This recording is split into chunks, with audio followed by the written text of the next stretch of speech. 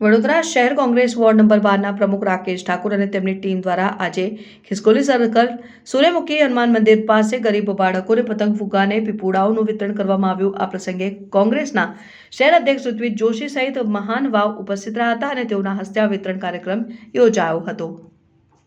જય સિયારામ। આજે તારીખ 11 જાન્યુઆરી 2025 શનિવારના રોજ સૂર્યમુખી હનુમાનજી મંદિરનું જે યુવક મંડળ મારા વોર્ડ નંબર 12ના પ્રમુખ યુવાન પ્રમુખ ભાઈ શ્રી રાકેશ ઠાકોર અને એમની ટીમ દ્વારા આમ તો દર શનિવારે અહીંયા ગરીબો માટે ફ્રીમાં નાસ્તાની વ્યવસ્થા કરવામાં આવે છે, પ્રસાદીની વ્યવસ્થા કરવામાં આવે છે।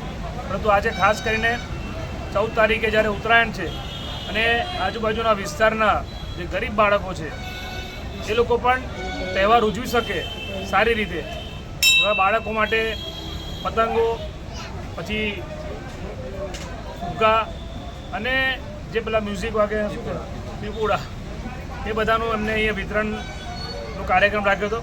મને બોલાવ્યો અહીંયા, એ બદલ એમનો આભાર માનું છું। સાથે બીજા સામાજિક આગેવાનો પણ હતા અને બહુ જ ભગીરથ કાર્ય ભાઈ શ્રી રાકેશ ઠાકોર અને એમની ટીમ દ્વારા કરવામાં આવે છે। દર શનિવારે કરે છે।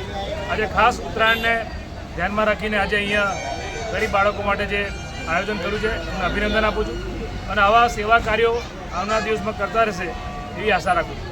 જય સિયારામ।